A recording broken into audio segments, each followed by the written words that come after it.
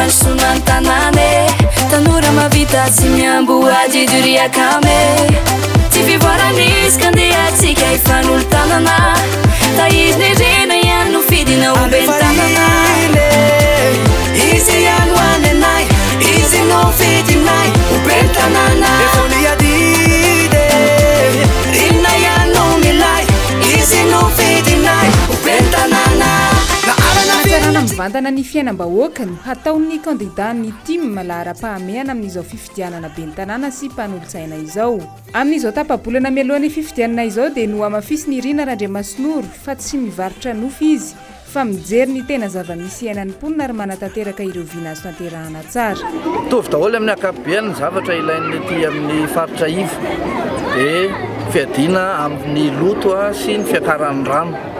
dia izay no antony tsy maintsy edinana ifotony mihitsy aloha satria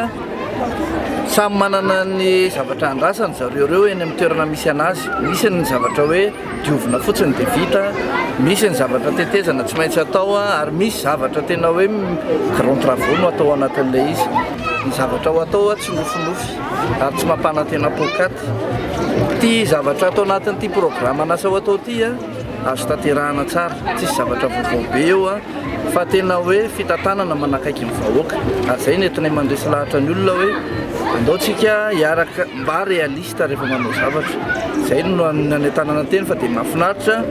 fa dia betsaka ny olona liana amin'la fampelezan-kevitra zay atao tsy misalasala intsony ny mponina eny amin'ny boriboritany fahaefatra resy lahatra fa ny kandida natolotry ny antoko-tiako Madagasikara no hitondra fampandrosoana ho an'ny vahoaka n'Antananarivo renivohitra efa resy lahatra ny olona fa dia efa manentana anareo izay mbola mandromandry ihany fa zao ny fotoana tokony hanovana tanàn'Antananarivo ty fa tsy mena zolokava zay tsy mahafantatra mampanantena zavatra tsisy fotsiny tanàn'Antananarivo fa ny kandida atsika dia kandida mahita ny tena fahoren'ny olona ary tena mitondra amin'ny vahaolana eny amin'ny toerana misy ny tsirairay avy eny laharan'ny ben'ny tanànatsika dia laharana faharoa misy ny logo antime ary ny mpanolotsaina tanàn'Antananarivo dia misy logo antime koa dia mitondra ny laharana fahaefatra dia tanina tsika rehetrarehetra zany mba tonga marobe hifidy nefa nadidy fa so sanatria izany sendra mangidika efa vita fifidianana vao hoe tahaka izay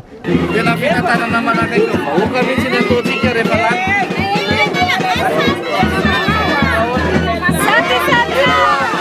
Ele panasa lamba koa zany za tsy manasa lamba fa le fiarahamonina aminay mampalahelo